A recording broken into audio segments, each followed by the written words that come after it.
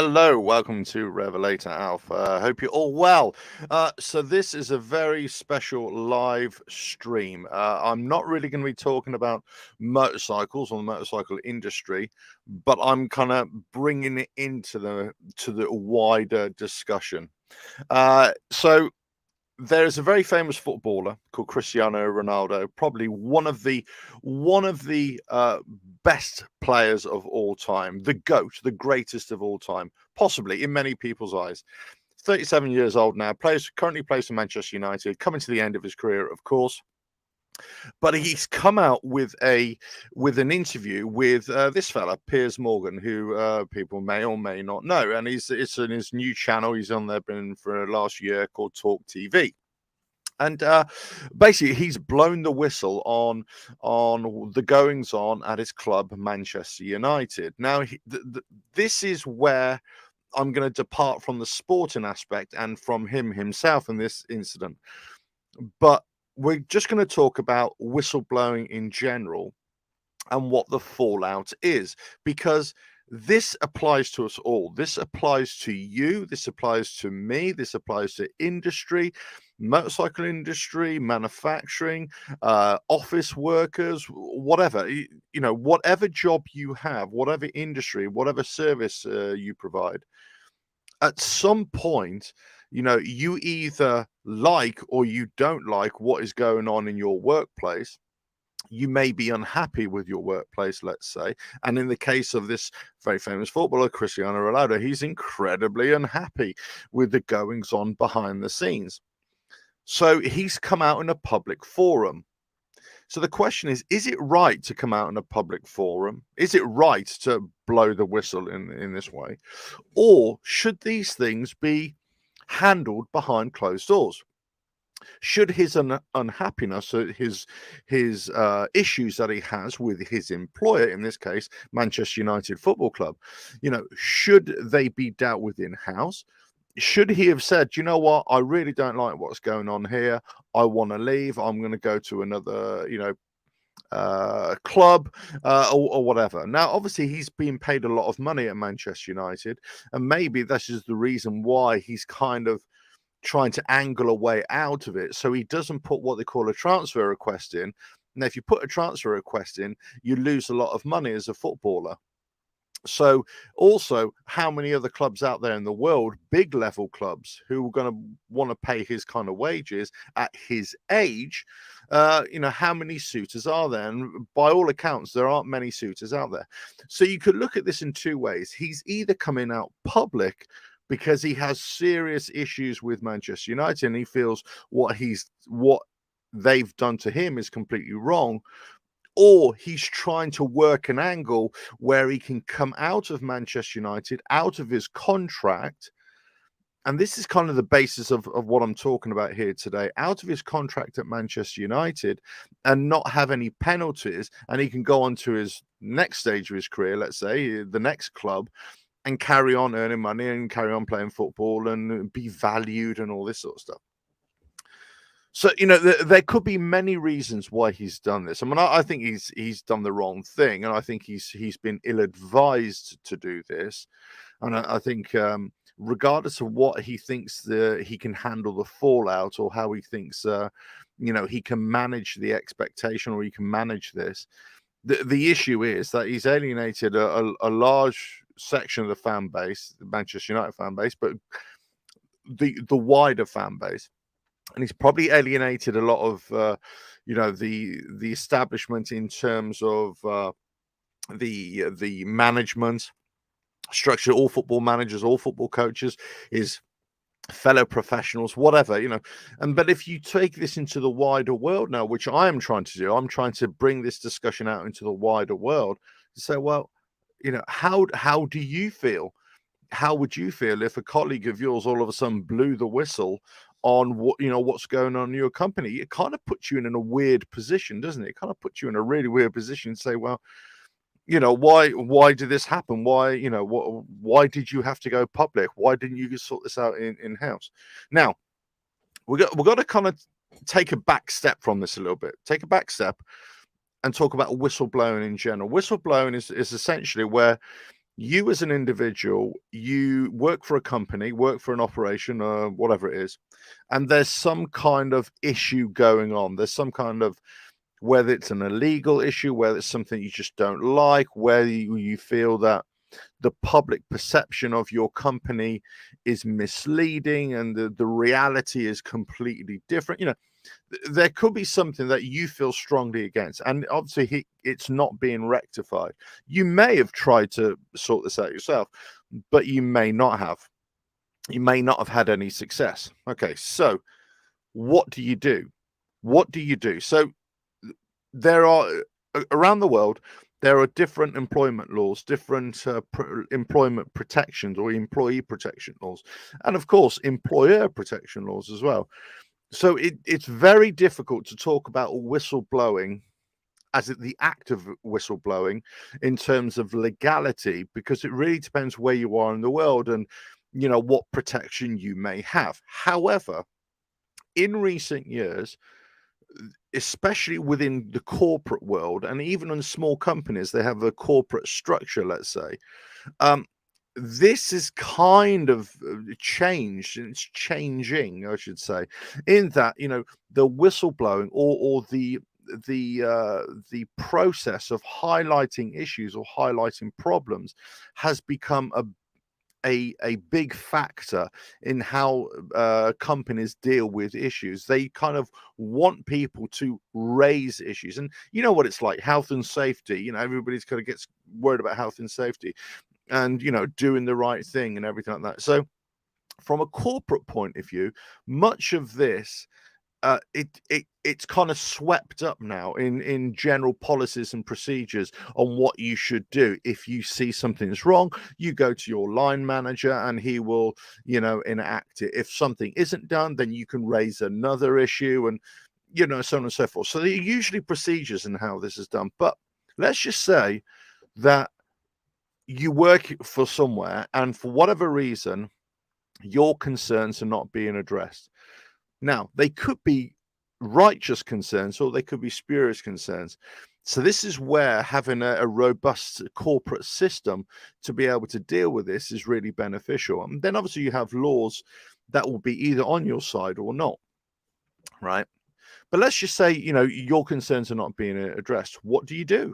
Well, I suppose there are a few options here. You could either do nothing, you just ignore it, carry on regardless.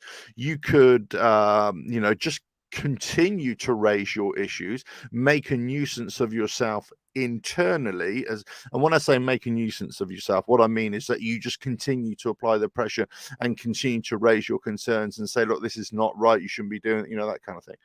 So you continue in-house. You could go public, okay, with your concerns, and I'm going to discuss this going public issue. But or you could just leave. You could just go and get another job, or try and get another job. You could just leave this, remove yourself from that situation. Now, for many people, most people would say, I've had enough of this. I've had enough of this company. I've had enough of working for them. I don't like it. I feel I'm being mistreated. Look, I'm gonna start looking around. Oh, look, there's another company there. I never say a bad thing against the company I'm working for. I'm just going to leave them. Thanks very much. Yeah, I'm out. And off you go, right? However, the decision to go public, this is a big issue. This is a big issue for everybody. And I always sort of talk about this in terms of employee or employer. Put yourself in the position of what you're going to do. So let's just say, for example, my channel, motorcycle channel here, and I talk about motorcycle themes and motorcycle issues and companies and, all that kind of stuff, and a workshop antics and motorcycle rides, whatever. But sometimes I will discuss about a particular company, and I would say, about Harley Davidson, for example, and I would say, hey, look, I think they're wrong, they're right. But I'm an external. I have no link to Harley Davidson. I'm an independent. I can say what I like. I'm not beholden to them. They're not paying me any money. So there's no relationship there whatsoever. So therefore, I can say in a kind of journalistic type of interrogation, if you will, I'm not saying I'm a journalist, but you know, you get my point.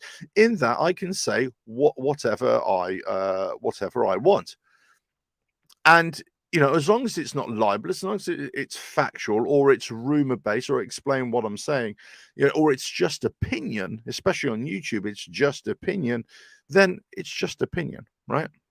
I can say it. However, if I worked for Harley Davidson, then that's a completely different kettle of fish. Or if I worked for a dealership, that would be a completely different situation, because then I have a relationship with them. I have a financial relationship. They're my boss. They're my employers. I need to, you know, uphold some standards and procedures, policies and procedures. And many companies, many businesses these days have confidentiality agreements that are written in. It might be in small print, but it's written in it's written into your contract, your employment contract. Even when you leave, you might have a non-disclosure agreement. There might be. So let's say you fell out with your company, whatever, and they pay you off. Let's say they might pay you off. This happens a lot. They pay you some kind of you know, payoff, and then all of a sudden, you'll be forced. Let's say, I'm not sure if force is the right way, but you would be actively encouraged to sign a non-disclosure agreement. Okay, now this could be happen all over the world. So we're fine. It's up to you whether, you know, there's no legal reason why you need to, but it really depends. They might say, well, look, we really don't want you to go bad mouthing us. Please sign here. We may pay you extra if you do sign it. You know what I mean? So there could be a financial reason why you would sign it. You say, look, you're going to pay me $1 million to keep my mouth shut. You know what? I'm going to do it. You know what I mean? It really depends. It depends on the situation. It depends why you're leaving. It depends what issues you have. It could be an illegal thing that they're doing that really affects your morals, and you cannot, in good conscience, just let the company get away with it. You know, they could be, I don't know, you know, selling an unproven drug to I don't know, to teenagers or something. I don't know, whatever horrible situation you can think of, and then all of a sudden you find out about it and you think, oh my god, I've got to get away, you know, I've got to make this public, right? So you can try and solve the issue from internally, but if nobody's listening or nobody wants to change, guess what? You either leave or you're going to come out public. So there are going to be systems within place these days that say to you, right, as an employee, right, you're not allowed to say anything. You cannot discuss your company. You cannot what goes on. Now, this is, I'm going to go off on a quick tangent here, okay? And this is what I always say about anybody on YouTube, anybody on Facebook, on any social media, TikTok, Instagram, whatever, Twitter, especially Twitter, right? Never ever talk about your employer. As a written rule, just never talk about them. Never talk about them. Keep that relationship, your work life, separate. Okay. If you are going to talk about your employer, your work life, make sure it's not negative. Let's put it that way. I don't have to say it has to be positive, just say not negative. Right. So let's just say, for example, a company that I used to work for, they used to have a media relations team, and we were be actively told on a regular basis to say, and this is kind of standard corporate practice, to say, right, if you ever get media inquiries or a journalist comes up to you for whatever reason, you're not to say anything in terms of giving any information out. You can talk in very, very basic terms, very general terms, but the best thing to do, and the practice, the standard operating practice, will be to direct that person to the media relations team at the company.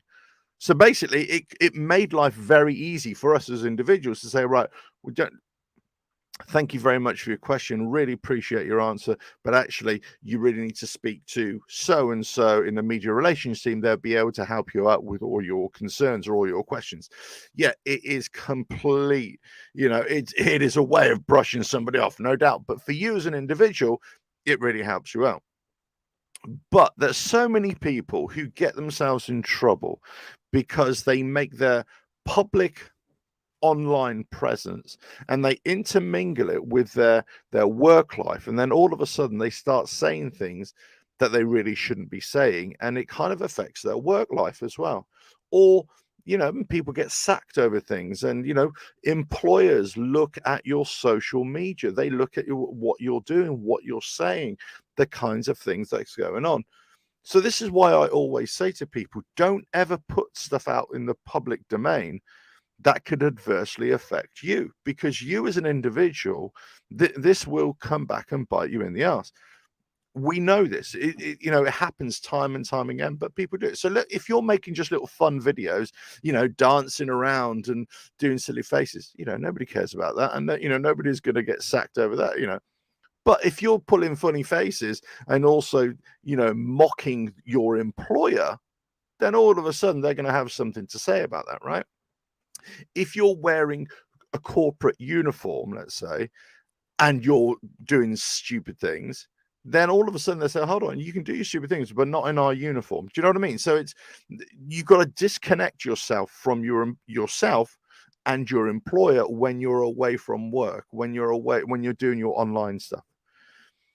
So by going public, by whistleblowing, by going public, you haven't disconnected yourself. In fact, you've fully maintained that connection there.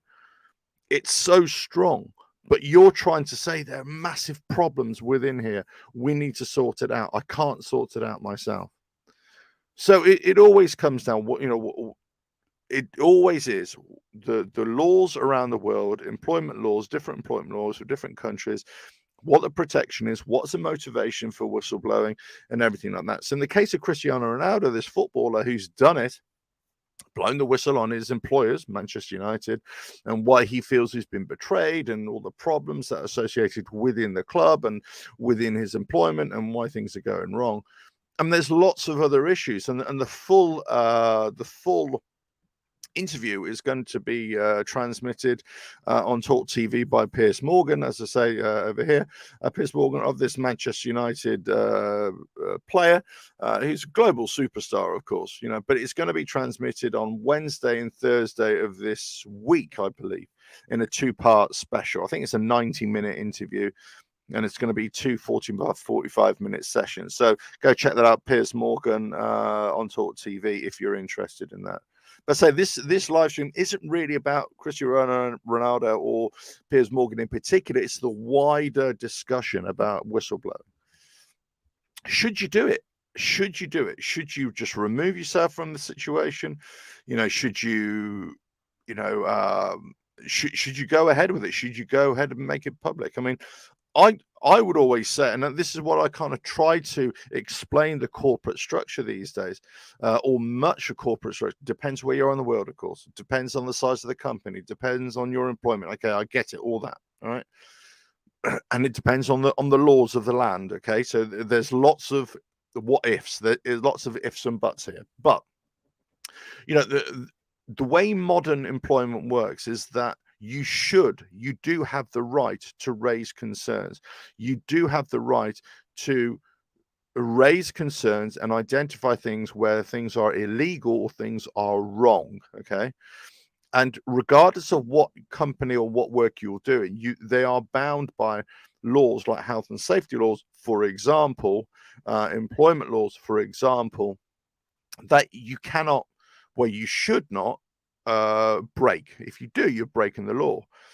So, you could say, well, I'm going to make sure that my employer does the right thing. And if they don't, then I have options. I either leave or I go public on it. Right. So let's say if you want to go public now, you want to become this whistleblower. You've exhausted all other aspects, all other avenues. What are you going to do? You go public, right? What does that mean for you? What does that mean for you and your family? What does that mean for your work, your employment? But most crucially, what does this mean for your future employment? Okay, so this is a big thing here. This is something that many people or they do or they don't appreciate. Okay.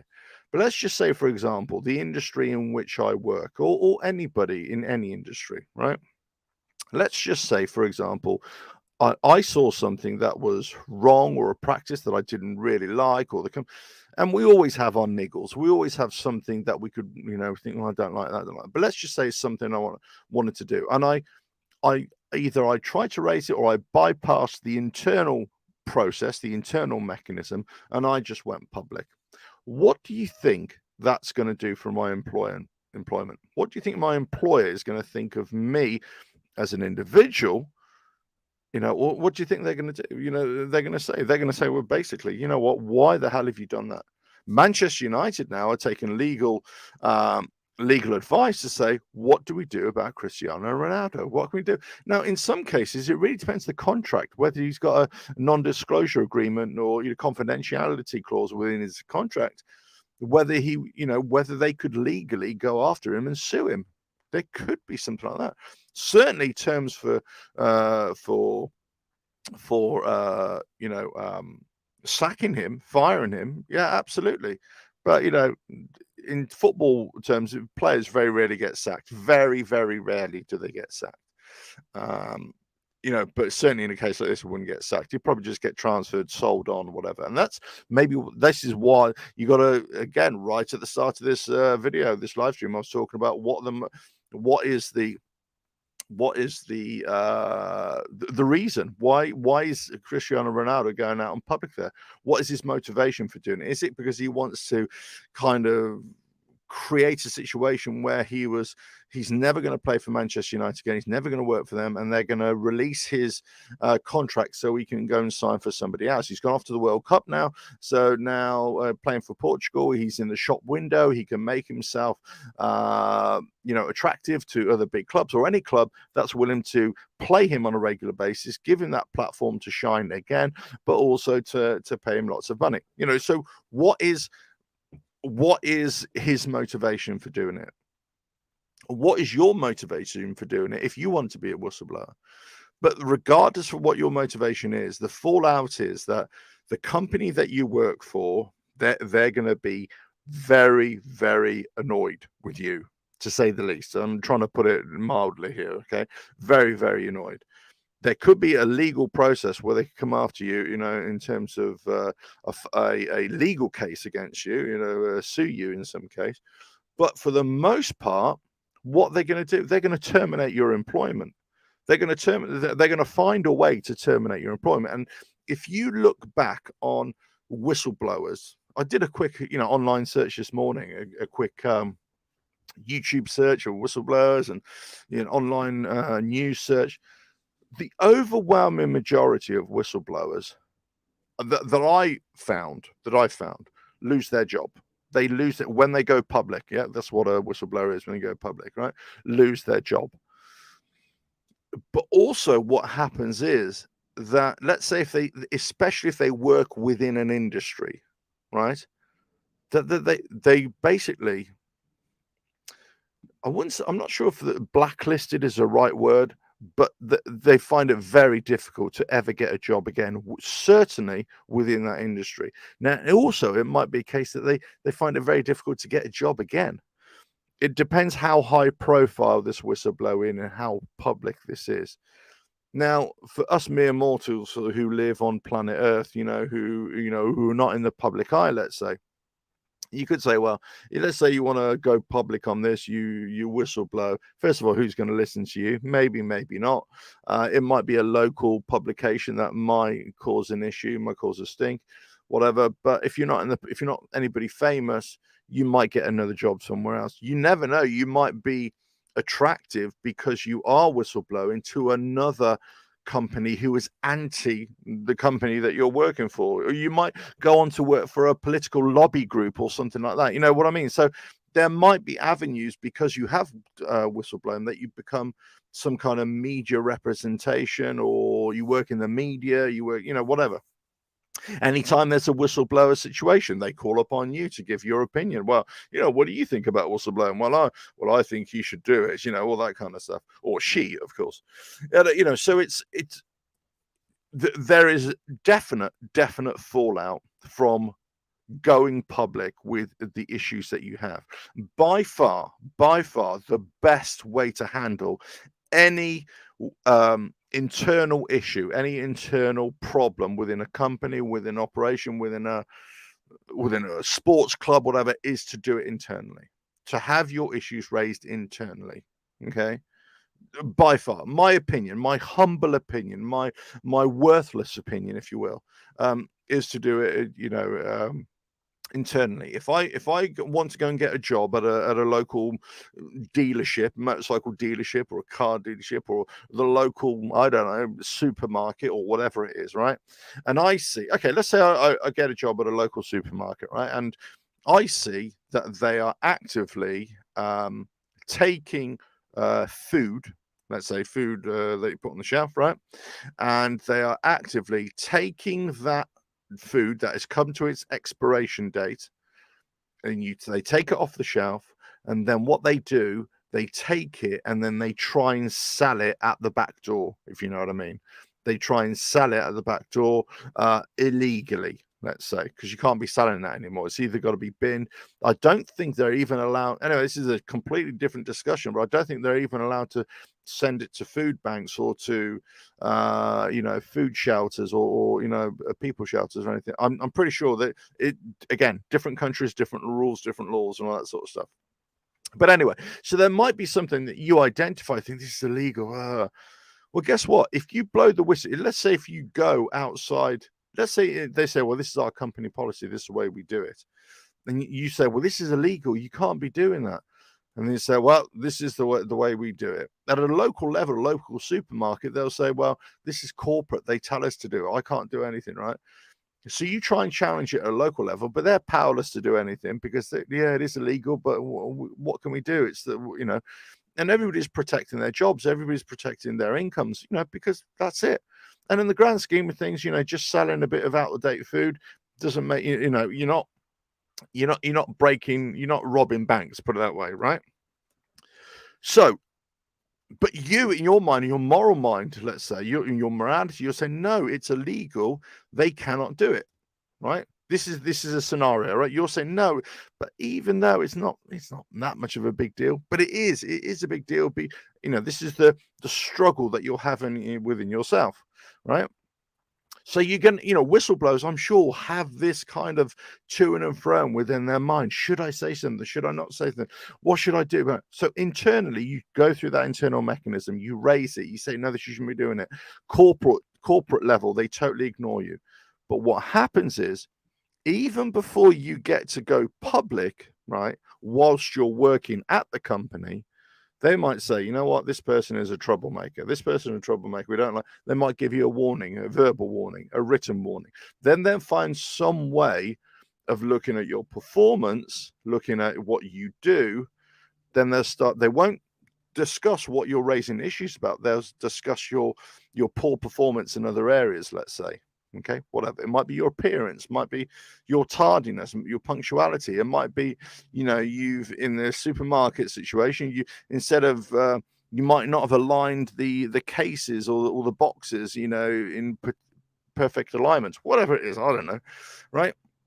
But all of a sudden they're going to find an issue. So you lose your job before you even get a chance to go public.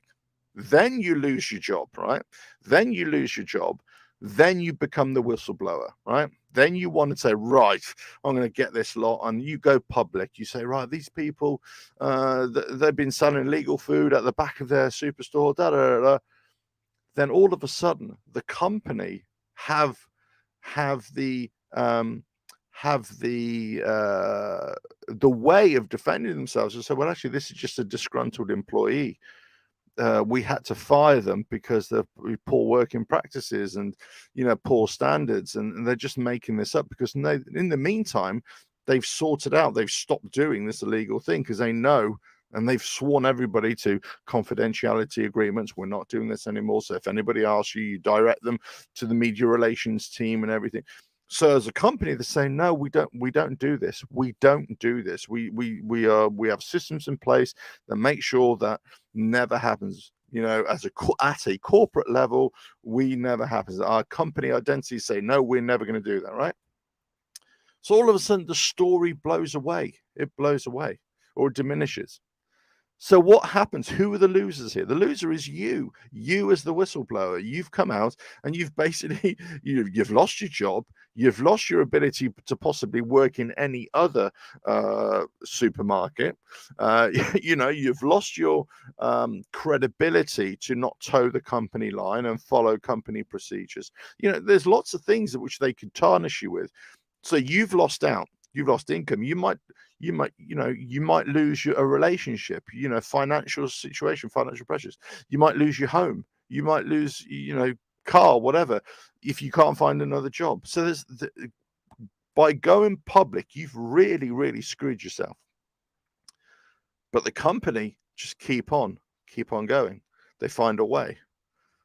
So, as I say, by all means, if there is an issue, especially a legal issue or a safety issue or something like that, by all means, raise it up. And most companies now, certainly last sort of 10, 15 years, it's changed. There's been more internal mechanisms to deal with this. And rightly so. There's more, and even small companies and small businesses, they are dealing with this. And a simple one like health and safety, accident books, all this kind of stuff. They've adopted this over many, many years because there's been lots more regulation, not only in terms of employment, but let's say environmental health and safety, all this sort of stuff. They have to be accountable. They have to be auditable by the local powers that be, let's say.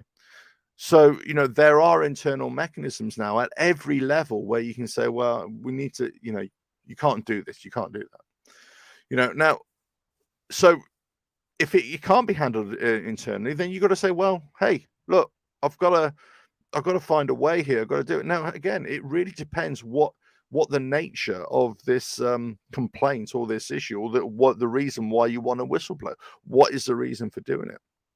Let me just take a drink here. Thank you. So, in the case of this like I said, put him up again, this very famous footballer, Portuguese international, he's at the World Cup now in Qatar, which starts in a week's time. One of the greatest of all times, one of the highest profile footballers of all time. The social media presence of just, that others can only dream of. Here, a very famous interviewer, whether you like him or not, regardless of whether you like them or not, Piers Morgan has got the scoop here. He's got the scoop of the century in terms of sporting stories, let's say.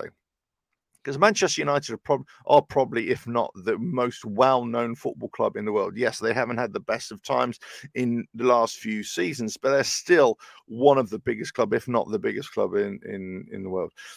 Cristiano Ronaldo is or has been the biggest player, or him along Lionel Messi, the biggest player in world football for many and many years. Broken all records, done everything, right? So for him to give an open and frank interview to Piers Morgan whilst he is under contract at Manchester United is amazing beyond belief. It is just amazing that he's even done it. Now, why has he done it? Why has he decided to come out in public? Well, hey, look, he has his own motivations, but the motivation to do it has got to be personal. It's got to be that he is in a situation that he can't get out of. He's probably under a contractual situation where he thinks, I need to get out of here. He's going to drop a few grenades into the mix just before he goes away on international duty. So he's going to be away for a month or more on international duty with his country. So then the January transfer window will open up. So this will either go two ways. Manchester United will either sack him as a footballer, which I could only think of a couple of players, high-profile players, that have ever been sacked or contracts terminated. Um, Most cases, what happened if a club don't want to have a player anymore, what they do, they just run their contract out and they just won't renew it, and the player moves on. Okay, but in the case of Cristiano Ronaldo, all of a sudden, no, he's still their player. He's still under contract. He's had a massive falling out. The manager, whether he agrees with him or not, made him club captain or captain for a match a couple of games ago. So all of a sudden, whatever it is, he's not happy. No matter what they do, has not been happy. Now you have to watch this whole interview yourselves, and I'm not privy to any of that information. But again, it comes down to motivation and what the fallout is going to be. Now, obviously, he is not like you and I in terms of influence. Okay, he is not like you and I in terms of his position within a company or within an organization. However, in football terms, he is just a footballer. He is just a footballer under contract. So what is he going to do? What is he going to do? And what's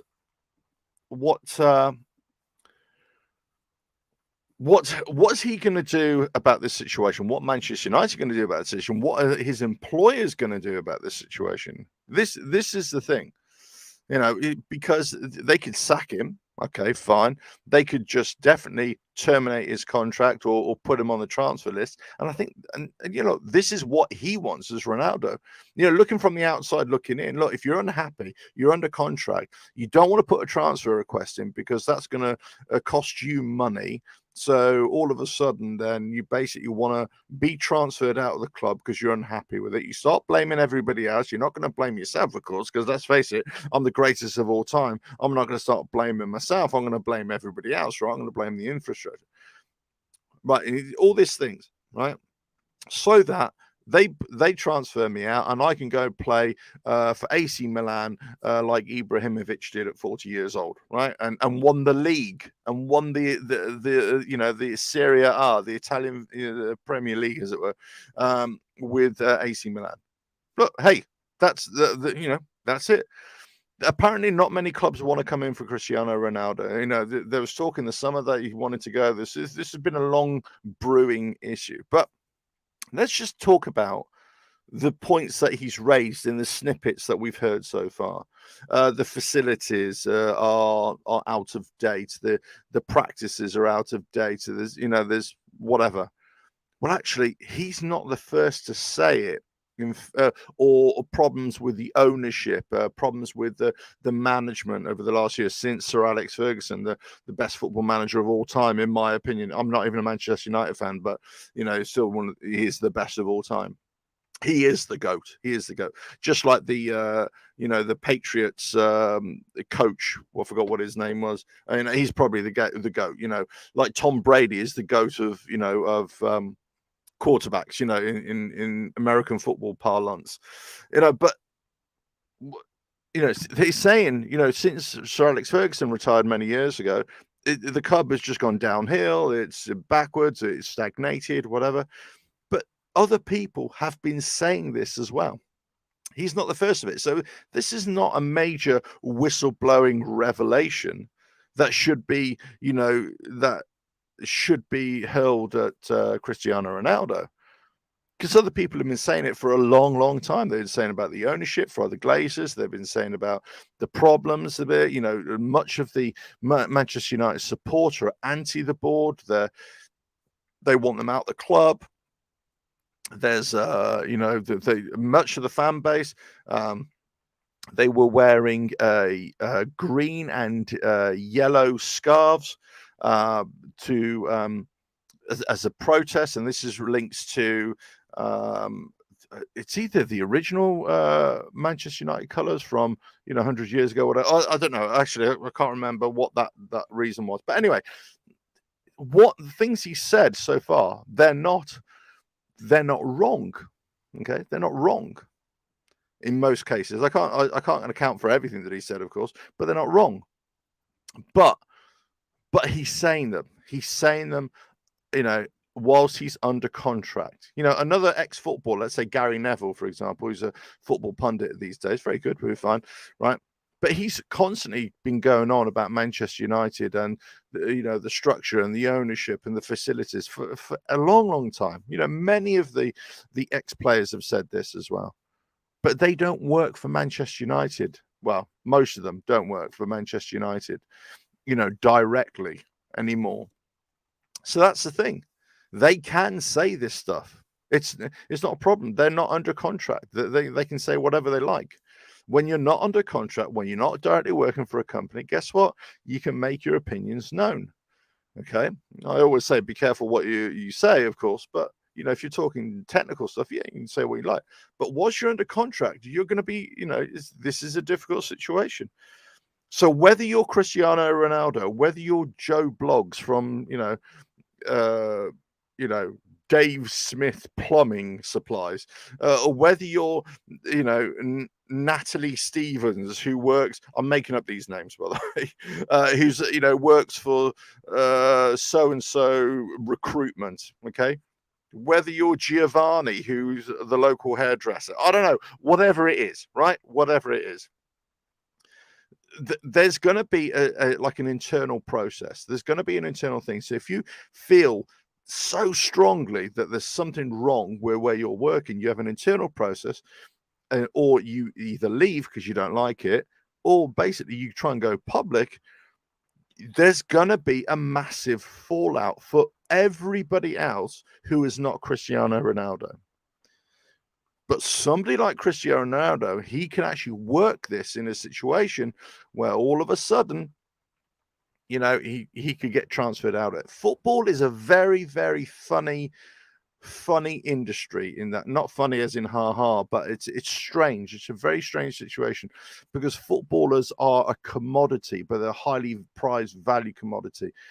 And the club always want to have that commodity and sell them on. A resource. They want to sell them on for a profit if they can, or get the best out of them. So it's very rare that footballers are sacked, for example. However, football managers are always sacked. They are the first to go. Football manager comes in, yeah, he is the boss. But if you can't get your players ticking along, if you can't get them, the club I support, right? There's major discussions within the fan base, within the whole ether of the club, so whether they should sack the manager now or whether they should give him a few more games until after Christmas, into January. And it's because they haven't been playing well. So it's a massive thing, but players very rarely get, many observers of football, fans, even including fans, always think this is wrong.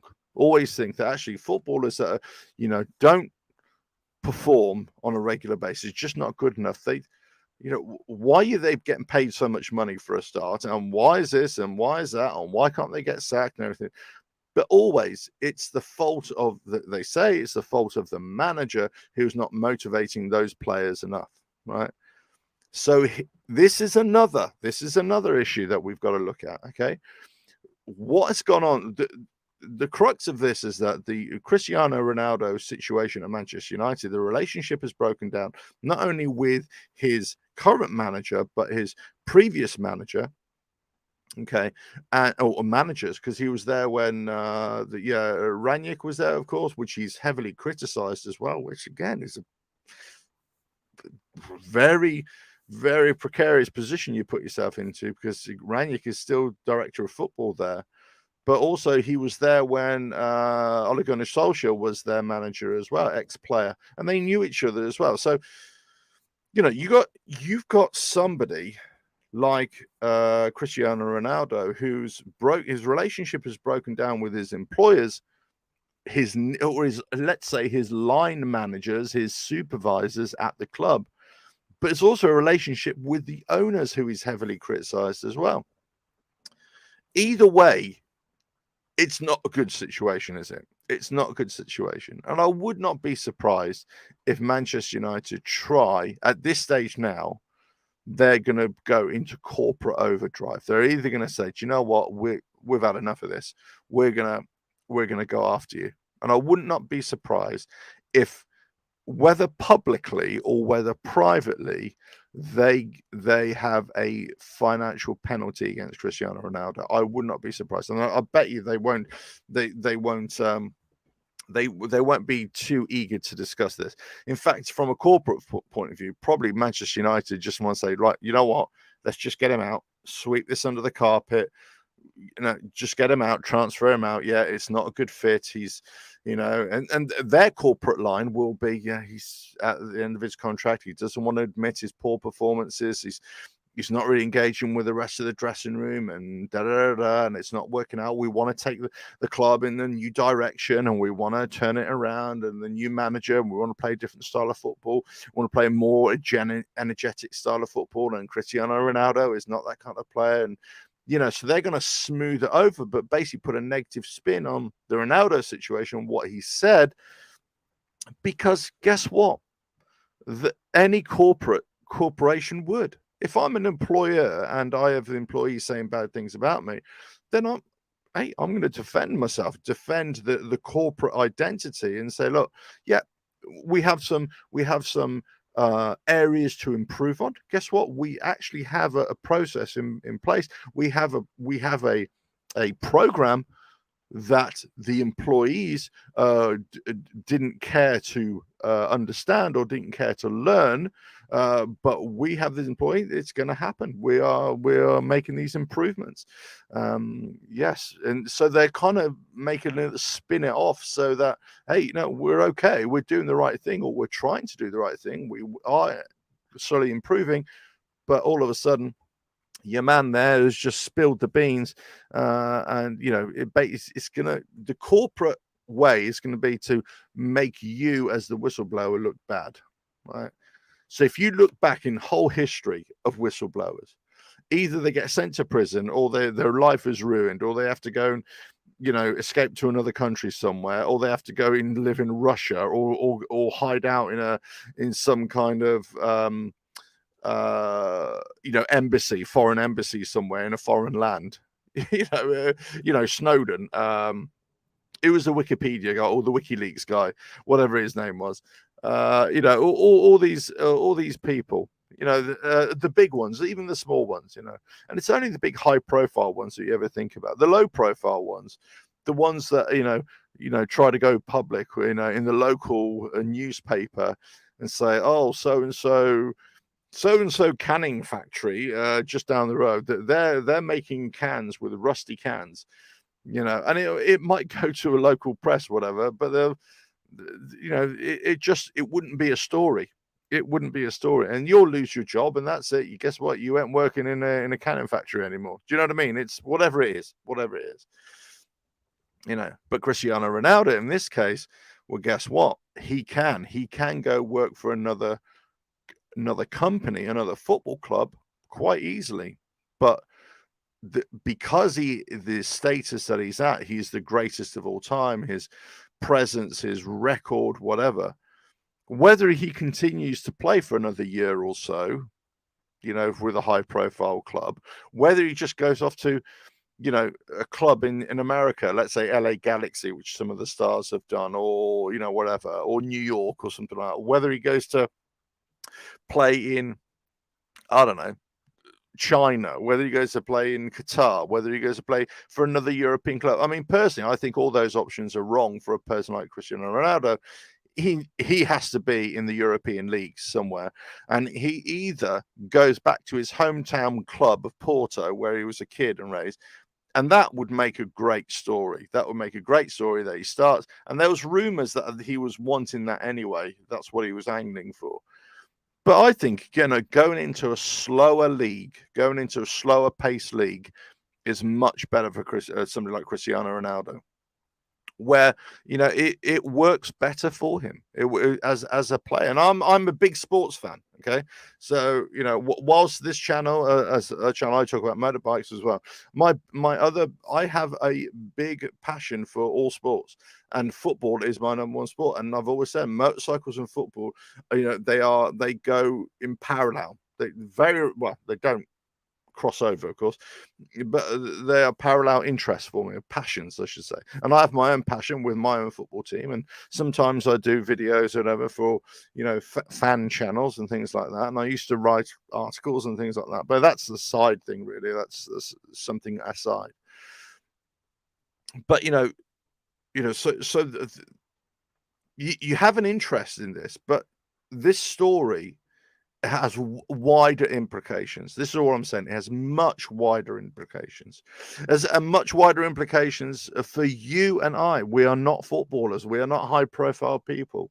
You know, yes, I'm on YouTube right now. I have a YouTube channel, but I'm not a high-profile guy. You know, I'm doing live streams, which, you know, people keep on saying you shouldn't be doing live streams for YouTube. It just doesn't work.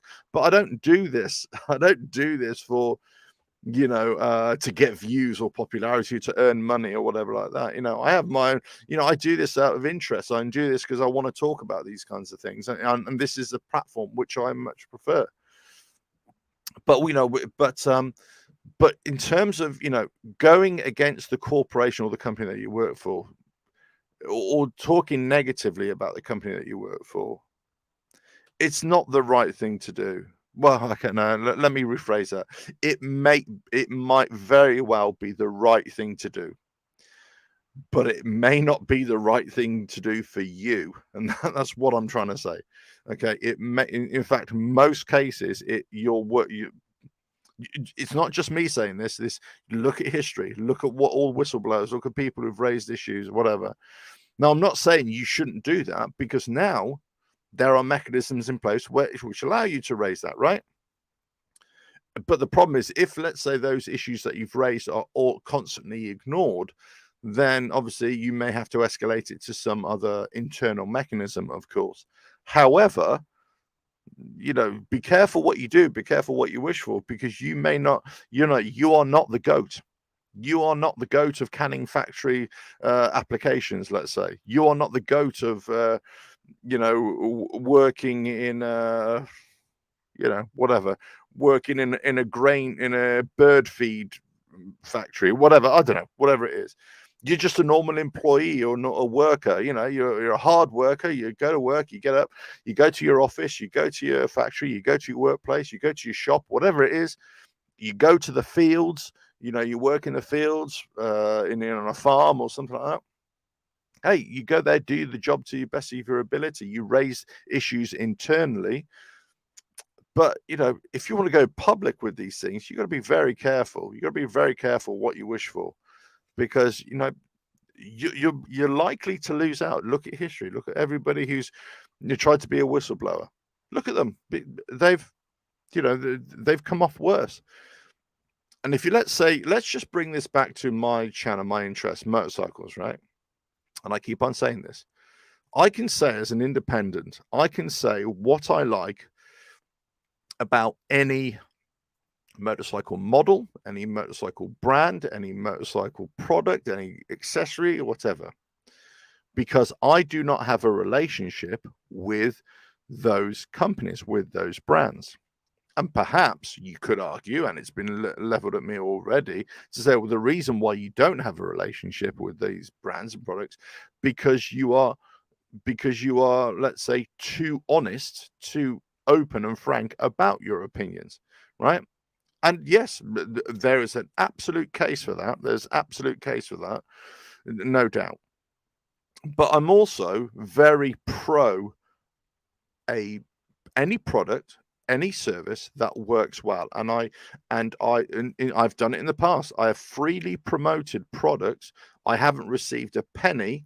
I may have received a free product, but I've not received a penny financial reward to promote a particular product, that I found that worked flawlessly and whatever. But, you know, but I'm still open to say whatever I like about any product. So let's just say now, I talk about, the recent live shows I've been doing. I've been talking about motorcycle brands or the new motorcycles that are coming out for 2023. And I say, well, hey, that bike is good, that bike's bad. I talk about a motorcycle press or a publication and say, yeah, they've done a good job there. They haven't done a crap. I'm talking about it from an independent, opinion-based, person, let's say. I'm not beholden to anybody. So I can say what I want. But guess what? I'm not going to come on here and start talking about the company that I work for, or a new company that I work for, or a company that I'm going to work for, or anything like that. You know, it just you can talk about. I've kind of in the past I may have mentioned, let's say, maybe a change in a working practice that is affecting me, that I'm not sure how I'm going to cope, but hey, I'm going to give it a go, all that sort of stuff in kind of vague ways, but I'm not going to be specific. But it might, as I say, because all of a sudden you start crossing the line when you start talking about things that you are, or companies, or your business, or your workplace, or whatever, that you are beholden to, you have a financial relationship with. All of a sudden, it's an issue. And this is where many YouTubers come unstuck, especially in terms of where they try to get brand deals, and they try to whatever, because they'll say, okay, I'm going to make a video today and say, hey, look, this is a brand new phone, and this phone has been sent to me by XYZ phones, and look, amazing phone, and it's brilliant, and look at this, it does this, it does that, and whatever. And by the way, this video is sponsored by this phone company, and all this sort of stuff. So all of a sudden now, this is the way my mind thinks. I think, okay, I'm watching a video, but I'm not watching an independent video. I'm watching somebody who's not only being sponsored by the manufacturer, they're being paid by the manufacturer. They've also got the product for free, let's say, but also now they're just being positive about it. So let's just say, for example, a company, which I get this all the time. I get this. They come to me and they say, hey, look, I had an email this morning, right, from a company that wanted to discuss Harley Davidson accessories with me, right? Never heard of this company, never know anything about them. And I get this on a regular basis. Companies do technical stuff, or gadgets, or whatever. They contact me and say, hey, we're like this, because what they want, and there's nothing wrong here. There's absolutely nothing wrong. But what companies want, they want access to your audience, or to my audience. They want my platform to showcase their product, right? That's what they want. They want free advertising. Well, they want, free-ish advertising. They want, let's say, if you get into a huge YouTuber who's got, let's say, 10, 20, 30 million viewers, who gets millions of views per video, what's that worth? If you give somebody a brand new phone and say, hey, can you review our phone, talk about it and everything, and say how much it is and what, and we'll pay you £50,000, dollars, whatever. So we're going to pay you £50,000, right? Guess what? Now, all of a sudden, you're in a financial relationship with that company. Now, you can go either two ways. If you're ultra positive, or give a balanced view, and you're positive about this product, guess what? That brand is going to say, okay, fine, nice balanced product, nice balanced view, or a positive review. We'll try and use you again. However, if you give me this product and you pay me, right, and I say, do you know what? I'm going to be completely independent here. I'm going to be the whistleblower on this product. This product is absolutely rubbish. It does not work. It will burn your house down. It will do this. Do not throw it away. If you said that, guess what? Well, first of all, the company might come after you and say, what the hell are you doing saying that? I'm okay. So that's another issue. But guess what? You are never going to get a brand deal with that company. You're never going to get that company to sponsor your videos again. You're never going to have any kind of future relationship. So you either go with full integrity and say, be absolutely honest about that product, right? And say it's good or it's bad, but it's absolutely honest, right? And whatever happens. But with honesty, with going public, whatever it is, comes the point where you may not have any kind of relationship again. You may not be able to work with any company again. And once once this comes out in that you've badmouthed a product, guess what? Other brands are going to be reluctant to come and work with you. If you say something that is really bad one day, for example, guess what? Brands will leave you if you have an existing relationship.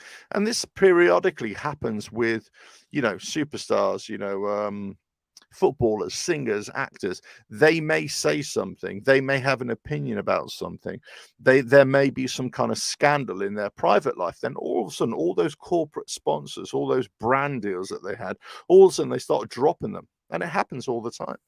Sometimes they get reinstated with other brand deals, whatever, later when the dust settles. But essentially, it's like rats off a sinking ship. Everybody leaves you. There's a famous YouTuber here in the UK right now who's having a big issue because what happened was and he's come out and he's apologized and he says, but he's basically made an off the cuff remark or whatever.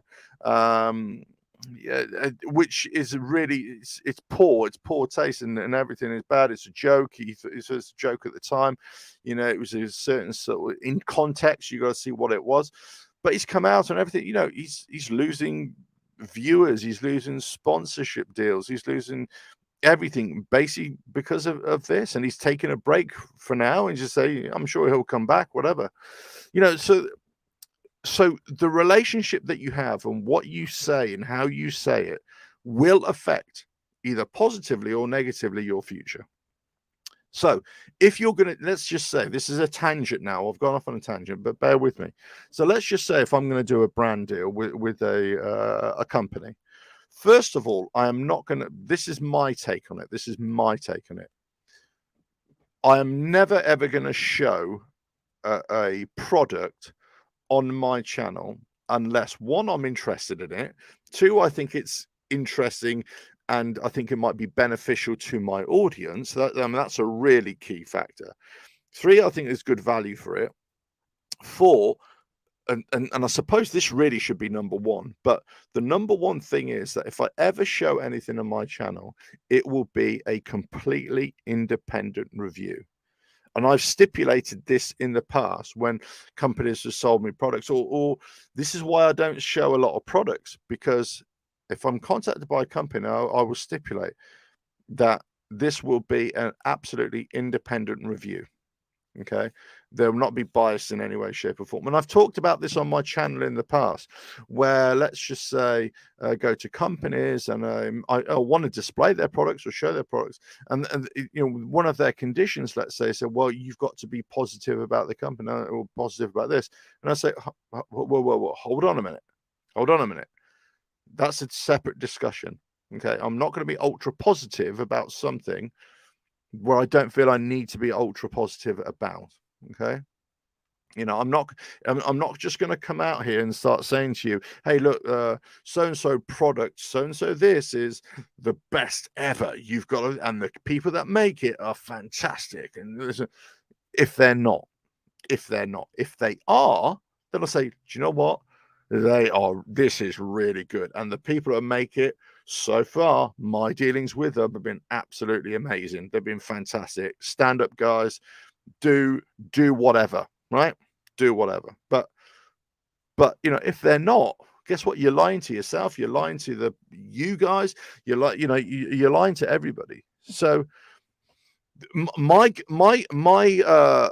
take on this is that if you're going to come out public and say YouTube is a public forum, right?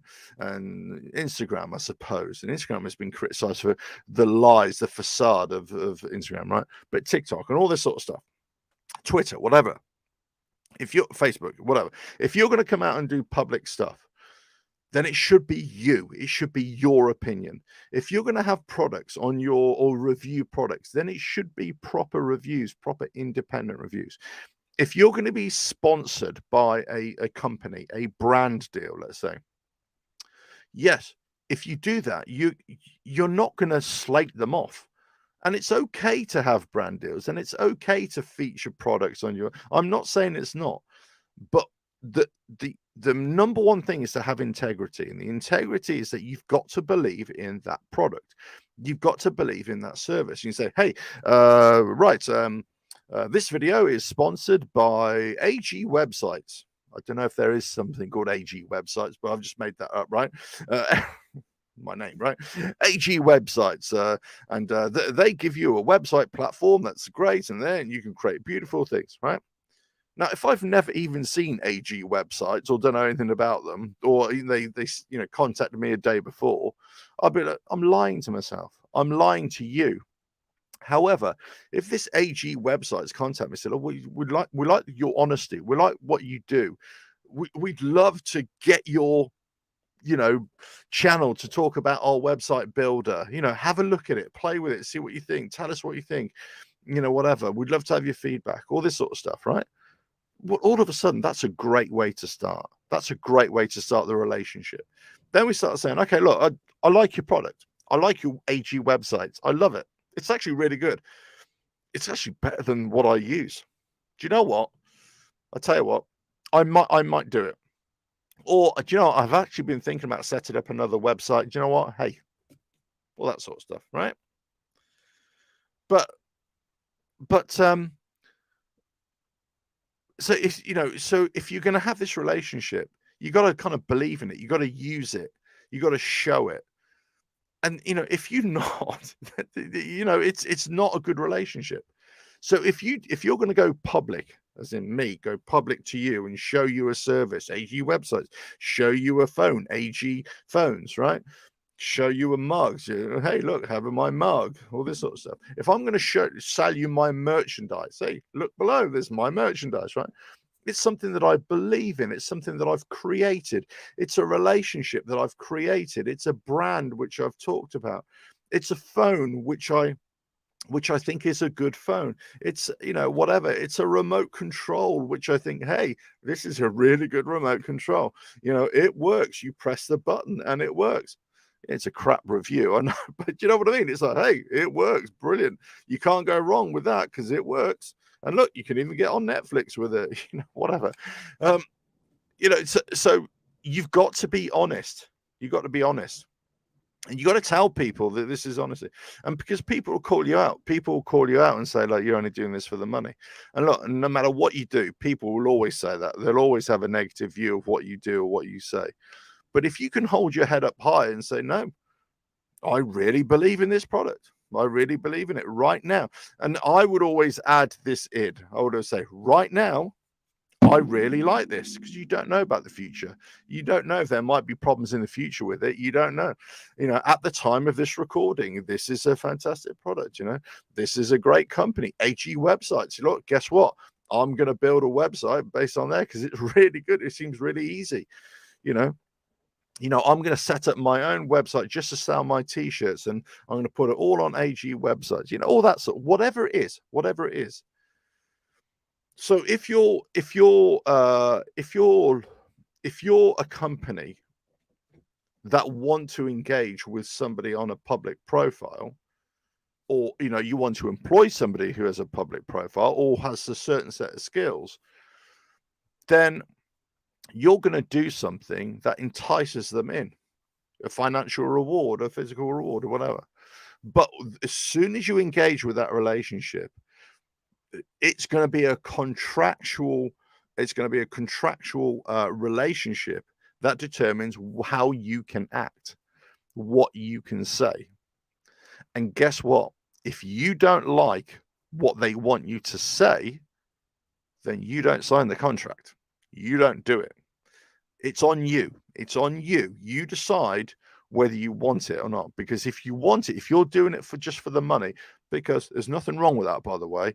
There's nothing wrong with that. If you're doing it because, let's say, you need the money, you've got your kids to support, you've got your house to support, you just need a job, whatever, right? And they say to you, do you know what?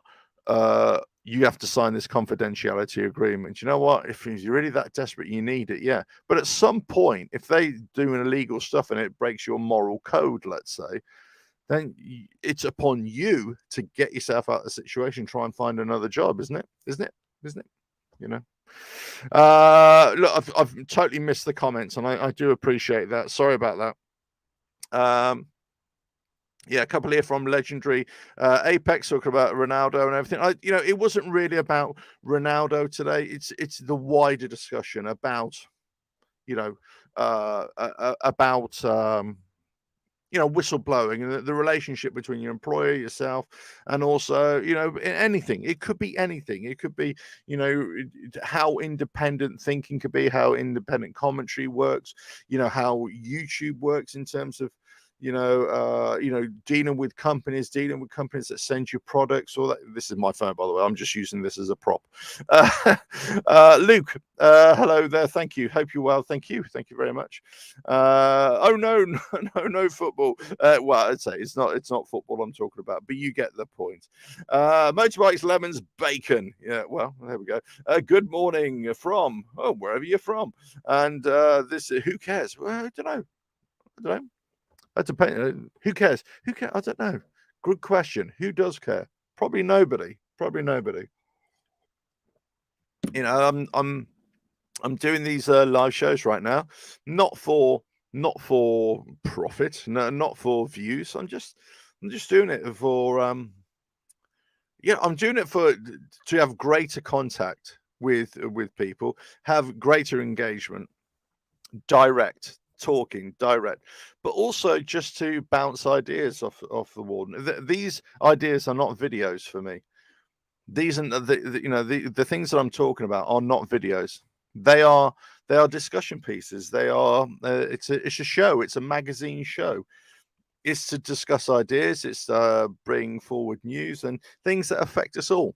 It doesn't necessarily have to be motorcycle related, but I talk in motorcycle terms, of course, and I can relate this to anything. But in terms of how we act, or the things that we say in a public on a public forum, or we give an interview to the press or whatever, there are always consequences. There are always ramifications with that.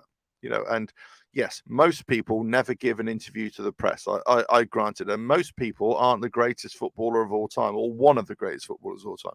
I get that. Okay. And most of us aren't the greatest of anything, right? I get that as well. I'm not saying that at all. But what I'm saying is, and I'm sure you're fully aware of what I am saying, that you've got to be very particular about what you say in public. And look, what you say in private, of course, is exactly the same. What you say in private, what you say in general, you've just got to be very careful. You've also got to be very careful on the things that you write down, the pictures that you take, the videos that you show, on your social media, all this sort of stuff. I've said this time and time again in the past, but I tell you what, that I am not a big fan of social media, full stop. And you think, well, you're on YouTube. Yeah, okay, fine. Social media in terms of that. But I make my content, right? I enjoy making my content, especially now since I've reworked things and I've got a really clear idea of what I want. Yes, it might not be popular, it might not be attracting views, whatever, but I'm really happy in the kind of content, whether it's the videos or whether the live streams that I'm making the last couple of months. I'm much happier. I'm much happier doing this kind of thing. Because for me, I've taken it back to YouTube. It's about my opinions, my thoughts, my things that I'm doing. I'm not doing it for anything else. I'm not doing it I want to grow. I want to grow an audience and all that sort of stuff. But I'm not doing it in a kind of way just to get, whatever. And sometimes I felt with the other stuff I was in the past, I was doing stuff and I thought it just didn't work. It wasn't right. Or I was doing it because I thought I had to put out content for the sake of putting out content. Whereas, I didn't need to do that. I didn't need to do that. Certainly free speech is in danger. I in some levels it is, in some levels it always, you can't have free speech in some ways. Here goes, I hate football. I don't, but I love motorbikes, and I do as well. I do. it's just one of those. It's just one of those things. I think let's touch on that point. Free speech and danger. The problem is, it really depends at what point are you taking free speech, and we all know this. We all know this. That if you say certain things, if you express your opinions, let's put it this way: certain opinions should never be expressed, right? Hate speech should never be expressed, and it should never be tolerated. You can't go around start saying things, inciting violence, inciting hate, against other people, because it's well, first of all, it's wrong, it's morally wrong. But the second thing is, it's just um it's aggressive, and it just attracts hate speech towards you. It just perpetuates just hate. This continued hate, right? Right. So we know that. I think we could all agree that. However, this doesn't mean that you can never say anything about anybody or anything or any religion or any whatever as an opinion, as an informed opinion, or you can't ask questions of it. You can't ask questions of, and this has always been um my position when I talk about companies, let's say, or I talk about Harley Davidson, let's say, for example, or I talk about anything else. I say this is because I want to ask questions. I'm asking questions. I'm raising issues. I'm acting the journalist. I want to poke the bear a little bit. I want to see what if you're saying this. I want to know for sure. This is what the deal is, right? This is it. And that's what I enjoy doing, or that's what I think that we should all be asking. I don't fly the flag for anybody. I'm not employed by anybody in terms of what I say here on YouTube.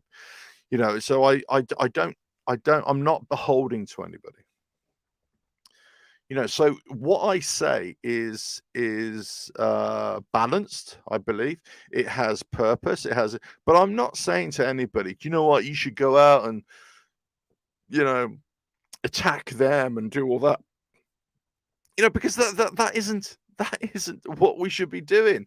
I'm not saying to anybody, go out and start fire bombing or pelting some corporation with flour bombs or whatever, or cans of soup or whatever, whatever the crazy kids are doing these days. You know what I mean? I'm not saying that. I'm not saying that at all. I'm just asking questions, whatever. And pointing out issues, and that's the kind of thing that's the way my mind works. But I'm never going to incite hate. I'm never going to incite speech. But if you say something wrong, then you're going to be accountable for it. So there isn't false free speech anymore. There isn't that ability to be able to say whatever you want. And quite rightly, you shouldn't have to say whatever you want. There's got to be something that holds you back. There's got to be a check in life. There's got to be checks and balances. And look, some people say you shouldn't even have these thoughts in some cases, right? But people do. You can't say to people, and people have their own issues because they have their own issues, because of personal circumstance, whatever it is, but they don't have, they don't, sometimes, it's by experiences or by situations or by environments. People start to develop and they get in with the wrong crowd and they're influenced by different people. And the level of hate in the world has definitely ramped up in the last few years. The level of, and I blame social media and for a lot of this. People think that they can say whatever they want, online. People can come online into your comment section, or if you're in Twitter or whatever. But that's why I've kind of removed myself from all that sort of stuff. I was never very good at it, in all fairness. So, I kind of posted things and I'm just not. So, Instagram, I've totally come off Instagram now. I'm using this other app called Vero, but I very rarely put stuff on there anymore. I literally just put up photos and stuff. And again, Facebook, Twitter, all the other social media platforms. All I do on there, most of what goes on there from my revelator alpha, as in the identity, as it were, is automatically generated by my website, my blog site, that automatically shares to it. But I don't engage with it.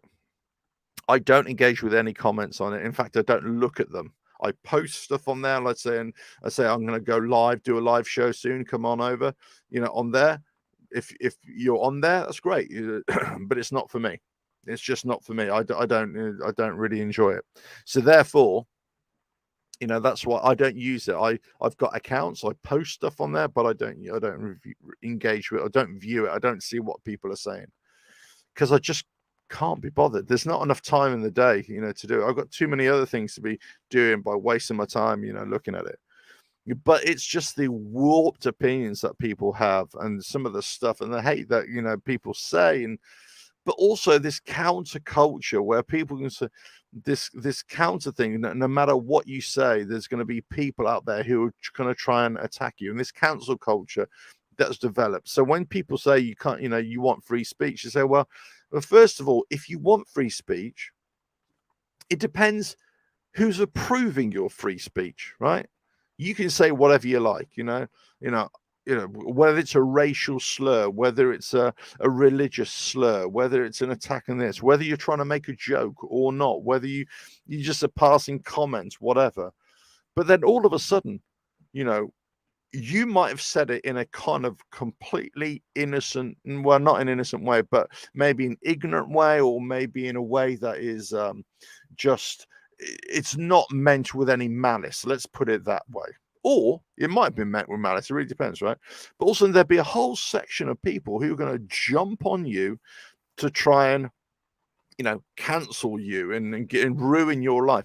Now, for you, the likes of you and I, for example, who are not famous, who do not have millions and millions of followers, nobody's going to care. And probably nobody's going to care. Nobody's going to listen to you. They probably just think you're a bit of a weirdo, and that's it. But all of a sudden, like this YouTuber in the UK who's just, a couple of million subscribers, or did have, he made a passing comment that he thought was a joke and everything. It wasn't really picked up at the time. That all of a sudden it's blown up in his face, completely blown up in his face. And the problem is the way he's gone about it, quite with a lot of integrity, I believe, and quite a lot of honesty in trying to address it head on and just say, I'm really sorry, and all this sort of stuff and everything like that. I think it's a really good thing that he's done, but he's even being attacked by that, by saying, oh, this is all fake, you're just doing it for money and all this sort of stuff. And so he's in a no-win situation. So there's other people saying you shouldn't have apologized. You should have just said it was a joke, it was a stupid joke, but it was just a joke that I didn't even mean to say, whatever. And just left it there. So there's two sides of the story. Well, not two sides of the story. There's two sides to the reaction, as I would say. But regardless of whatever side of the reaction you're on, there's one element that, regardless of what you say, regardless of what you do, from post whatever you said that was wrong, right? There'll be a whole section of people out there, and the gangs of people, online people, trolls, whatever, who are just waiting to launch into something else that is negative, and then to try and get somebody cancelled. And they'll say this, we want to cancel you, and so on and so forth. And do you know what? Who knows? Is it little 13-year-old idiots are in their bedroom? Is it grown people? Is it people who've got a warped sense of reality? Is it troll farms from, some far-flung country that are just raising hate? That, there's so many conspiracies out there of what these things are. Is it just online, comment bots or whatever they are that are just doing this stuff? Who knows? I have no idea. But I mean, this is a huge tangent that I've got off on there, and this is why I love these. This is why I love these live shows, because they're not programmed. They just come out with a basic premise, and I just, there we go. Luke, I think we are living in a bit of a strange world at the minute. I completely agree.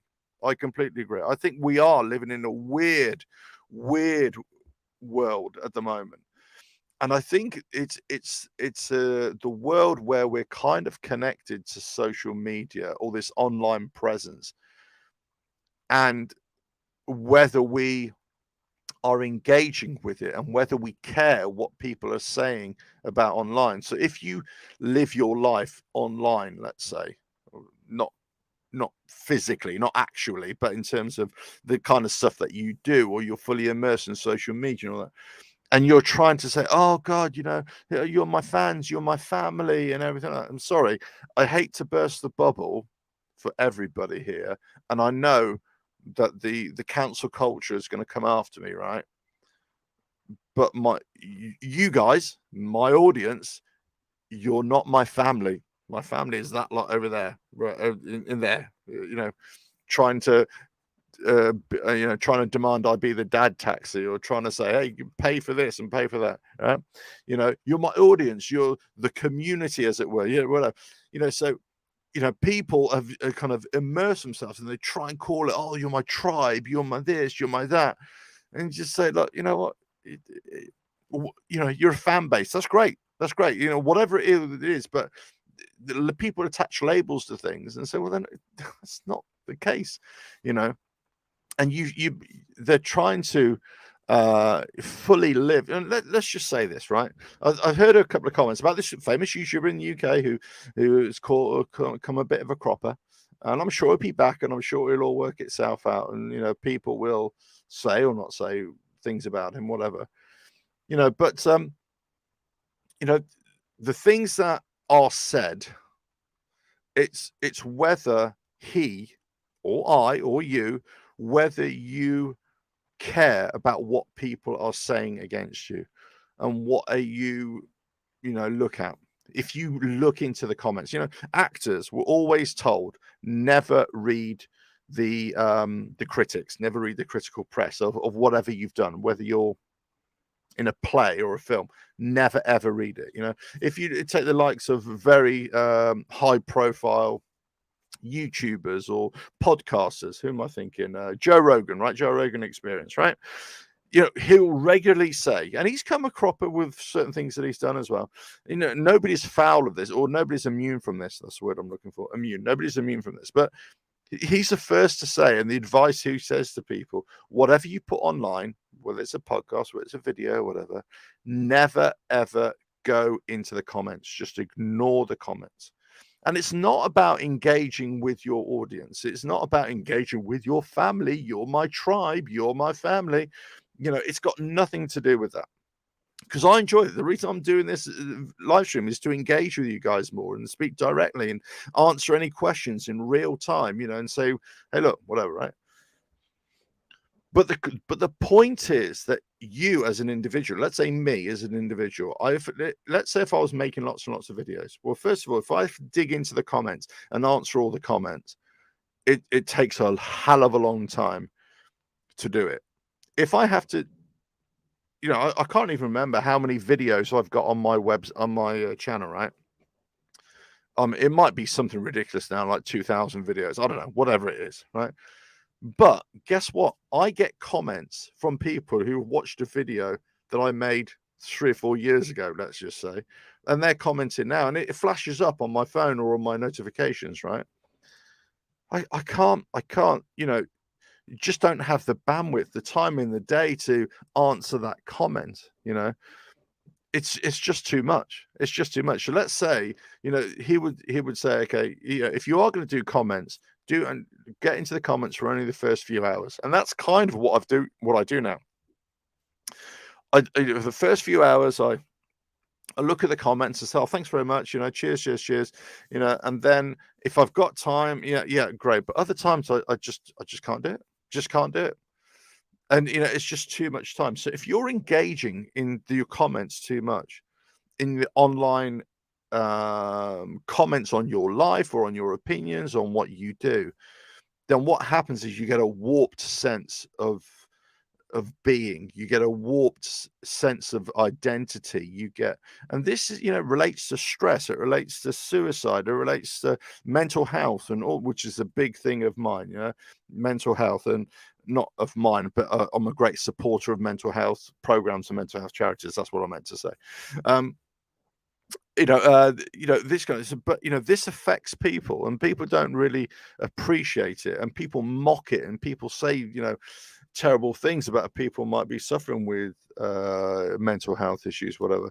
But they'll say, "Oh, just take yourself offline." But if you're heavily involved in this online thing, then if you overly engage with comments and you believe all the bad things that people say about you, then all of a sudden it's going to affect the way you do things.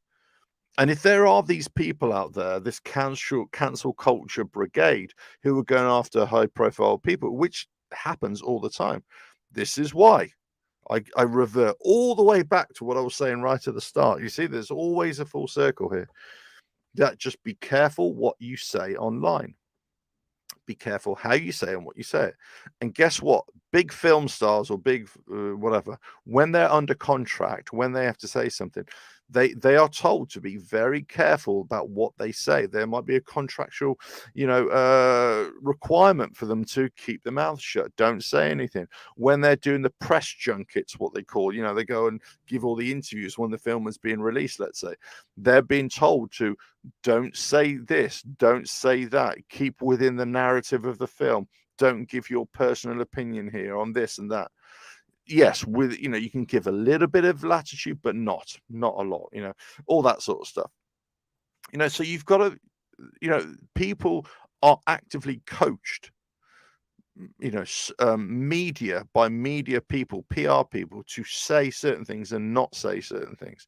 But us as individuals, as mere mortals, we are not. But you've got to take a common sense approach here. Common sense approach here is to basically be very careful what you say, how you say in a public forum, and where you say it. And if you're going to say something against your employers, per se, in the case of Cristiano Ronaldo against Manchester United and the big story right now, then there's going to be a massive fallout. And the chances are that you will come out of it worse. Definitely come out of it worse. And if you start saying weird stuff on your, or hate speech or whatever, or anti this or anti that, on your online presence. Yes, I take what Scoot was saying before. It is, it's not free speech anymore, let's say, or free speech is in danger. I can't remember what he actually said. Yeah, certainly free speech is in danger. Well, yes, free speech, total 100% free speech has always been accountable, has always been attackable. But free speech, you got to be confident in being able to say whatever you wanted to say. But you've also got to realize you've got to be accountable for what you say. That's what, for me, what free speech is. If we want to have free speech, absolutely, no problem, 100%. Say what you're going to say. But at the same time, watch out, reap the whirlwind, face up to the consequences. And there's going to be a whole group of people out there. It depends what you say, of course, but it could be, people, there could be legal processes against you, could be companies, could be the police, could be online negativity towards you, whatever it comes with. The consequence is that if you say something negative, then people will go against you. It's as simple as that. A few months ago, I was making lots of videos about I was asking questions about Harley-Davidson as a company, but I was reading lots of stories, and I was trying to make these into videos, so discussion videos, talking videos, whatever. And sometimes they were on the negative side, sometimes they're on the positive side, sometimes they're on the balance side.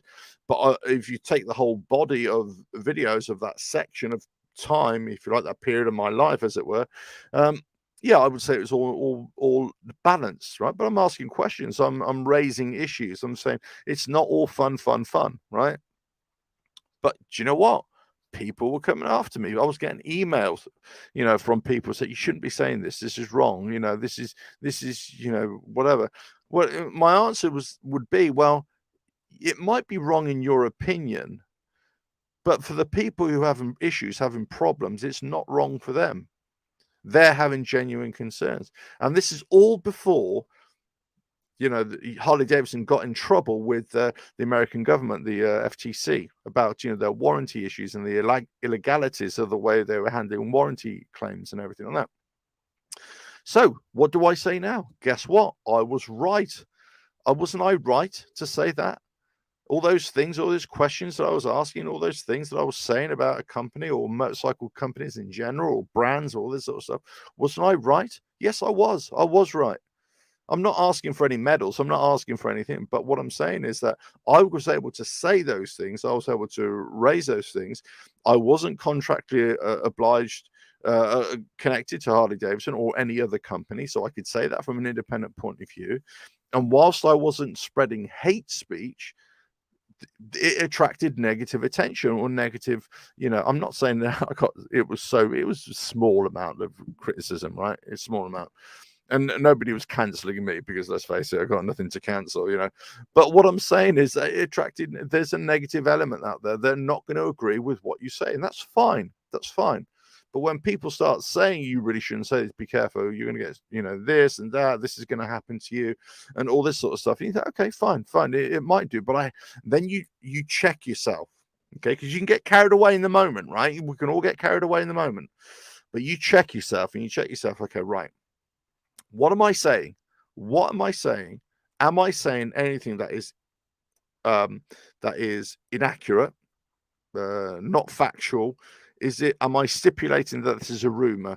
Am I just asking a question? If you're asking a question, are you saying that I've read somewhere and that have you read this? Is this really an issue? These are just questions. These are just answers. But if I said to you, well, do you know what? I've got a story for you. This is true. This is true. The CEO of XYZ motorcycles, Honda motorcycles, Suzuki motorcycles, Harley Davidson, right? CEO has just been caught shagging goats, right? Well, it's a lie. Unless I've got photographic evidence or whatever. It's if I've just made that up, which I've just have, right? Please don't sue me, right? But what I'm saying is it's just a nonsense thing. However, if I say to you, look, there's a story here which I've read, this is interesting, right? The CEO of XYZ company, they're saying he's just been having sex with animals. What? No, this can't be true. So much of those videos which I was making at the time was on this position. I've read a story. And I want to have a discussion about it. The problem because I used to have a magazine and everything, and I've talked about this recently, is that before you kind of go public with any kind of story, start relaying a story, let's say as a source, you've got to have multiple sources, and it's called corroborating your sources, so that you know that it's not just one idle source. There's lots of people talking about it, right? So many of the videos which I was making, especially for Harley Davidson, I said, look, I've read a story and I heard this today, and let's discuss this. And I started exploring the what ifs. It's the what if this were true, what if that would have happened. And people didn't like that, but one of the big things they would say is, well, where's your source? Where is your sources? And quite rightly. So one of the mistakes I was making was that I wasn't showing my sources. But one of the reason why I wasn't showing my sources is because I couldn't get the story from elsewhere. Or in my mind, I couldn't say, I can't really show this because this is just one source. Or there's another aspect that I'm sent an email by somebody who said, look, this has happened, da, da, da, da, but I can't corroborate it. I can't find any other information. So I bring out the video as a discussion piece, as a, hey, what if I've heard this? Don't know if it's true, whatever. So it's like a rumor type thing. It's whatever. And that's fine because you're just discussing the concept, the pre-concept, or the aspect of what could be true. You're not saying it is true. You're saying it could be true. But recently, obviously now with these live streams, I'm really trying to show you where these stories are coming from or whatever. And if there is a rumor, I'd definitely say this is a rumor. I'm not sure. I went on to some of the social platforms yesterday. Was it yesterday? Yesterday. And I was just saying, right, because I want to, when the next live stream I'm going to make, maybe tomorrow I'll come on, I'm going to talk about Harley Davidson, and I'm going to talk about the rumors, all the rumors of Harley Davidson that are starting to spring up now, and the reaction to those rumors. Okay, so that's coming tomorrow. I'll make a video about this, or a live stream tomorrow about this, right? So getting back to motorcycles, but I asked the question. I say, what are the rumors people are hearing? What are you hearing out there? Whatever. Because I'm genuinely interested in what other people are saying. So I go onto YouTube, and see what other people do. There's lots of YouTube channels out there talking about this and that, whatever. So but much of it is just opinion and speculation or whatever. It's not there's no foundation in truth. There's no truth there. Well, from what I can see, there's no truth. So all of a sudden you think, well, what is this? What is this? This is not even opinion. This is just like somebody just making stuff up. And you catch people out all the time. They're making stuff up. And you think, well, what is that? So it's you put stuff out there, and it, as in a public forum, and you can be knocked down for it. You can be criticized. You can be challenged on it. Quite right. But the position should always be justifiable. You should always be able to stand there and say, it's because of this, it's because of that. I've heard this story or whatever, whatever. Or I have heard a story, but it's just a story. I can't prove it. I can't prove this. I've only heard it from one source, or I was sent an email and look, I want to discuss the concept of this. For me, that is perfect. That's absolutely fine. There's nothing wrong with that at all. You're not saying anything libelous. You're just saying, look, what if, what if Harley Davidson decided to scrap all their Taurus? What would that mean? Oh my God. Wow, that'd be no more. What if, Harley Davidson said, right, we're not going to sell any more t-shirts? What? Oh my God. All this kind of stuff. What if Harley Davidson were going to go bankrupt? What would we do? All that sort of stuff. So there's always things to discuss. There's always things that you can tick over. But this time of year, because Harley Davidson aren't releasing any bikes right now until January, people are starting to ramp up their, what they think what could happen next year. So interesting thing. But I say for me, it's to react to those rumors and what's going on. I say I went on to a couple of social media sites yesterday, and I was asking the question: has anybody heard anything? What are you hearing out there? Because I'm just hearing. X, Y, this one. But I'm just wondering if you're hearing the same stuff. Is there anything else? Are we hearing some, off weird stuff? And my intention was to bring that information from what people are rumors and what people are hearing and bring it out to you guys. So if people come up with more rumors or more interesting, and I'm going to sort of react and mock or whatever, but it's about exploring the what if. What if they did bring out this bike? What if they did stop that bike? What would happen to you? You own this bike. What does that mean to you? If you want this bike, you can't afford it. All this kind of stuff. So, I going out on a public forum, whatever it is about giving your opinion. I'm a great believer in this. In fact, I'm a passionate believer. I'm almost like a OCD about it. It's got to be your opinion. It's got to be YouTube in this case. It's got to be your impression on life, or what you're bringing, what you're doing, what you're showing. It's about what you say and how you deliver things, right? It's not about being a mouthpiece of a brand or a company or whatever. That should not be the body of your work. For me, that should not be the body of your work. Now, it probably means that you won't be a commercial success. I give you that, but you've got to retain the integrity. Now, if you can retain the integrity and make some kind of commercial success in terms of working with brands, well, I've always been honest, or I try to be honest wherever I can, or let's say I don't hide the truth.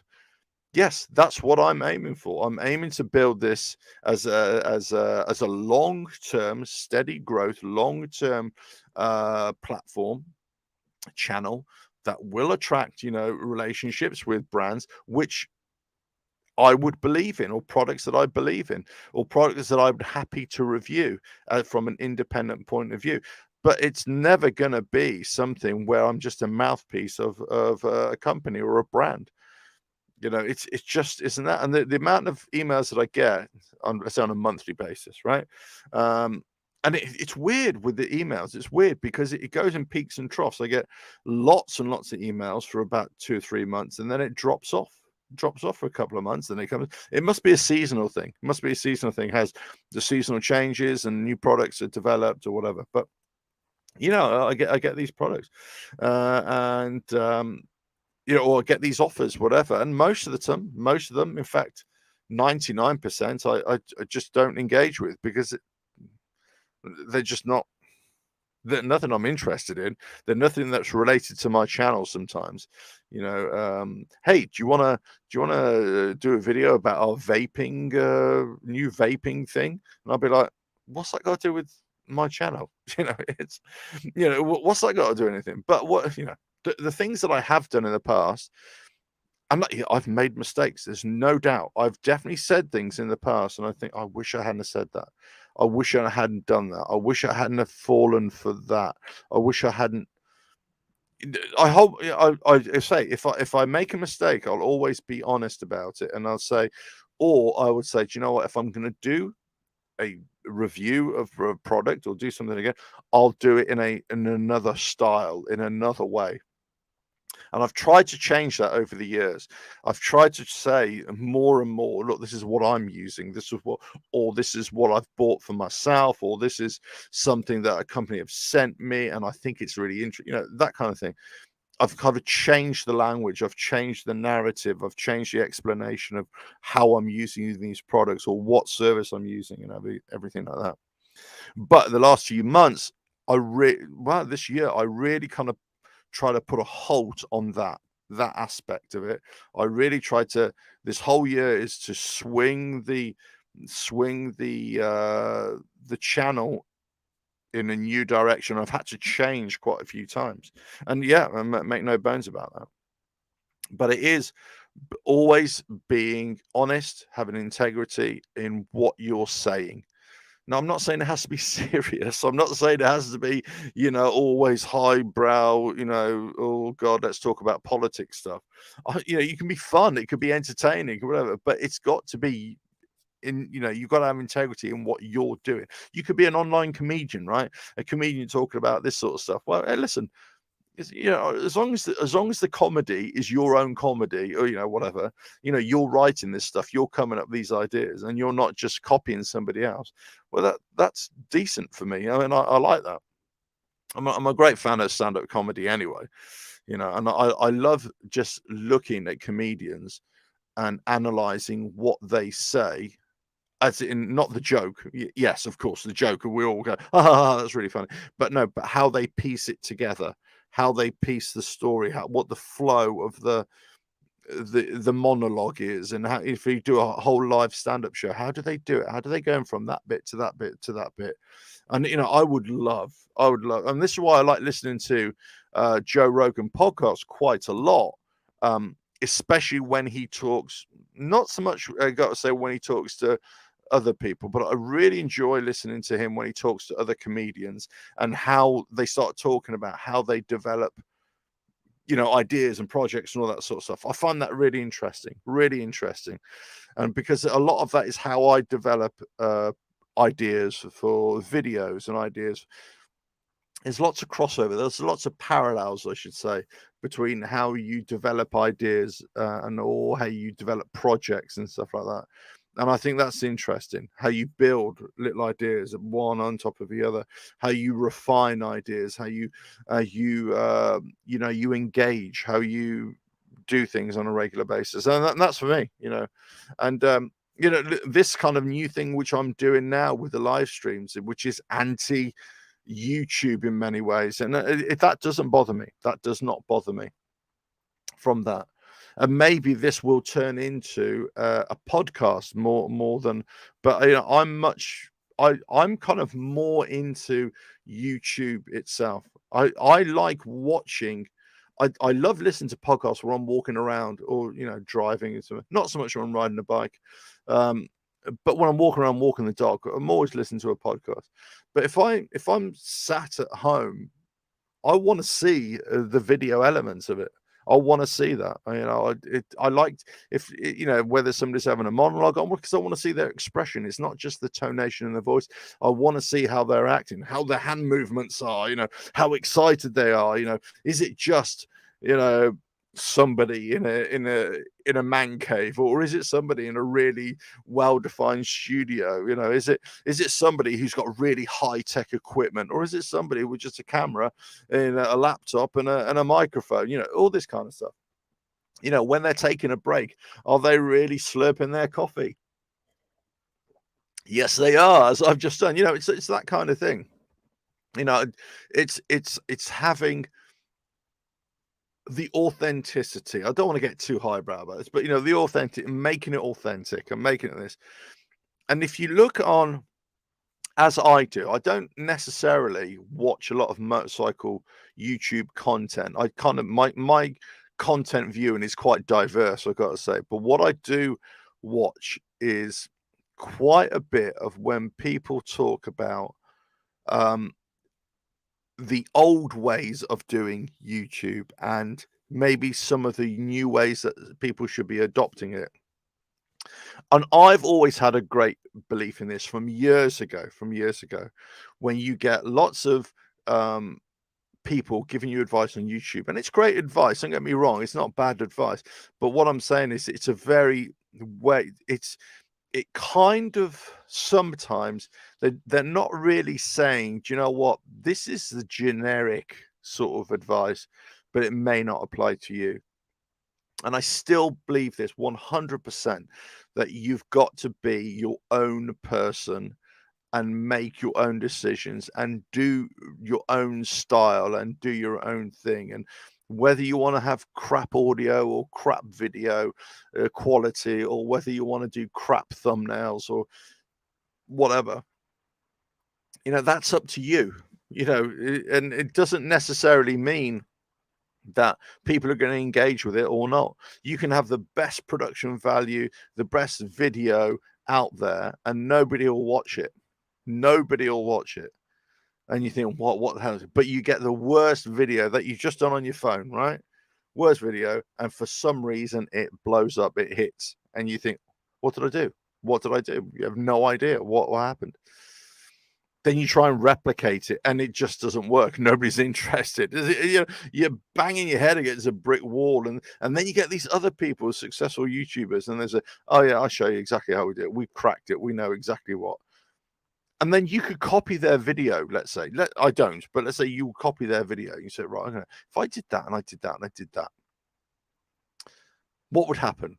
You do it because you see other people doing it, right? And they don't get nowhere near the views. So what is it? What creates it? And there's so many aspects. There's so many levels, so many different. I'm not going to go into it now because this is not what this live stream is about. It's not whatever.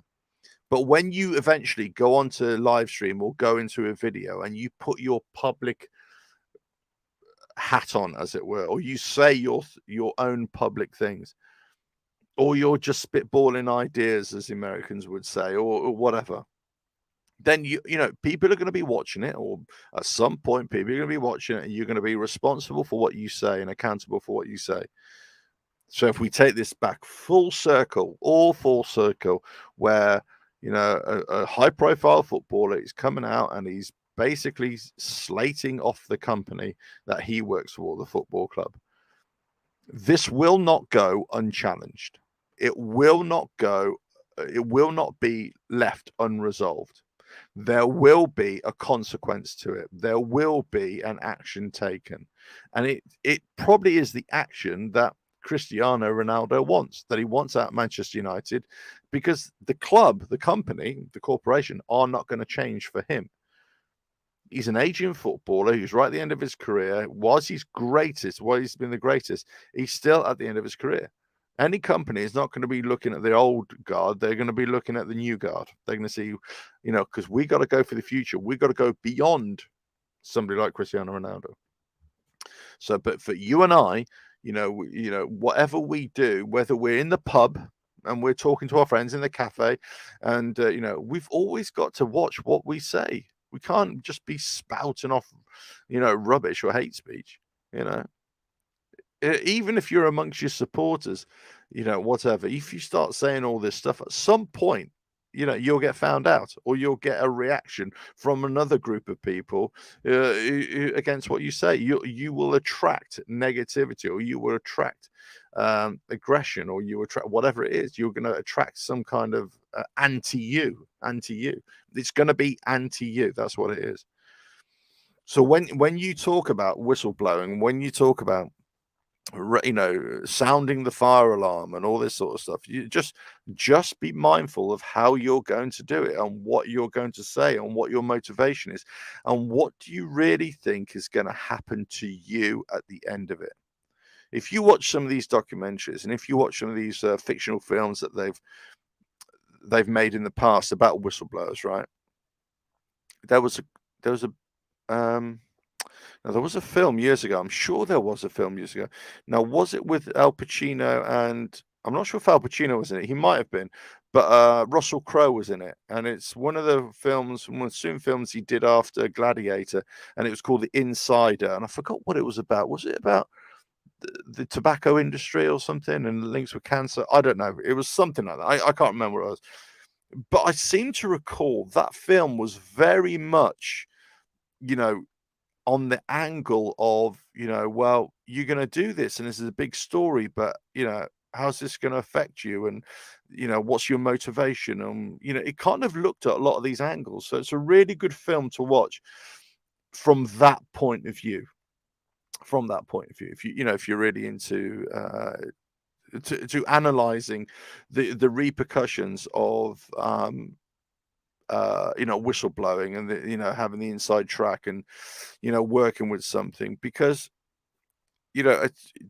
from what I read, and what the stories that I've heard and what I've read, and the minute amount of research which I did for this live stream this morning and yesterday this morning, right, was that it very rarely, I should say, never, I don't know, very rarely does it ever turn out to be a good story for the whistleblower themselves.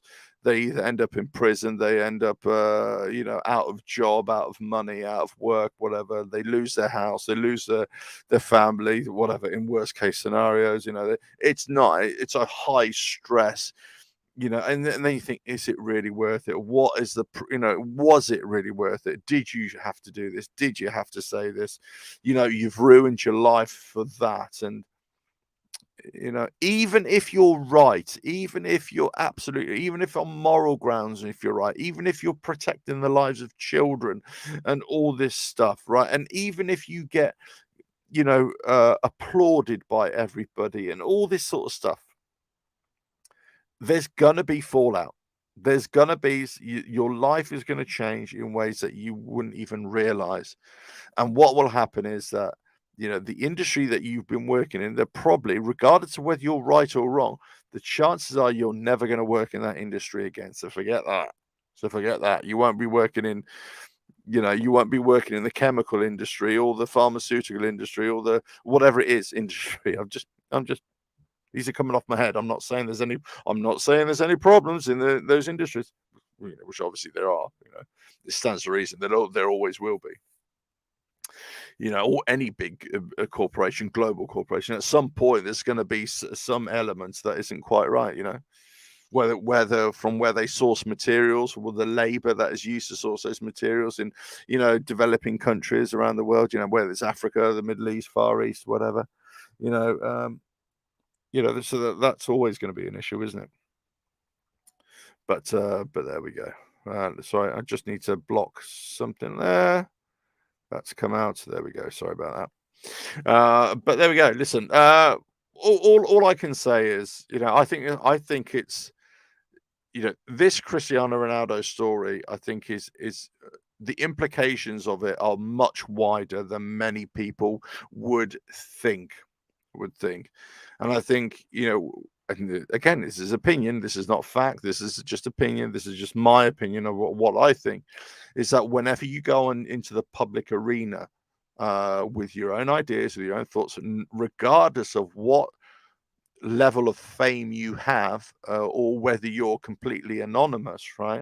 If you put your thoughts and ideas into the public domain, or if you voice them where other people can hear them, or if you write things down, whatever your thoughts and ideas and whatever, if they go into the public arena and they're associated with you, then it really depends what you say, and you can be attacked for it, and you can come off worse for it. In fact, the chances are you might come off worse for it. Maybe not in the short term, but in the long term, maybe. And again, it depends. I say, and I'm not talking about whether you think that, your favorite sports team is great or not great. That's irrelevant, right? I'm not talking about that. I'm talking about, serious things, your ideology, or your position and a political view, or if it becomes quite extreme, if you're talking about hate speech, or you're talking about racist views, religious anti-religious views, anti-cultural views, if it's genderist, if it's what is that a word? You know what I mean. If you're anti-gender, if you're anti what's the other word? If you're anti the LGBTQ thing, all that sort of stuff, whatever opinion is, if it's anti this, you're anti this, anti that, you're going to come under scrutiny, aren't you? You're going to come under scrutiny, you're going to come under attack by a certain quarter. So having that in the public area, you've got to be mindful of what you say at all times, and and face the consequences of what you say. And if you can say something and you say, no, I'm justified in what I'm saying, it's personal opinion, it doesn't affect this, it doesn't affect that, if it's a personal opinion based on that, you stand by that, that's fine. You stand by that. If that is your opinion, then stand by it. Great. But make sure it is your opinion. Make sure that, you're not just saying idle things. You have to have integrity, authenticity about what you're saying. I'm a strong believer in that. And I've kind of, talked about various issues and various tangents and how things link into this. But hopefully, if you've watched this today, then hopefully you get a good idea. I can't believe I've been talking for 2 hours here. Amazing. 2 hours. But there we go. Listen, I know not many people come in, but thanks whoever's come in, Legendary Apex, Scoot, Luke, Leonardo, thanks very much for all coming in, and just putting your chats down. If you're watching this later on, leave your comments and well, I should have said this right at the start. If you're going to watch this, but you're not watching this you're not sat down and watching it, or you just listen to it on your phone, and you're watching on a 3G device, I don't know if this works, right? But what I do is that, let's just say I'm watching a video, right? I just put a video up here. Hold on. For some reason, that's gone blank. Let's just say I've got a video, right? And as the video comes up there, they're not coming through right now. I'll just take that off a minute. So just so I can show you. Right. There we go. There we go. Right.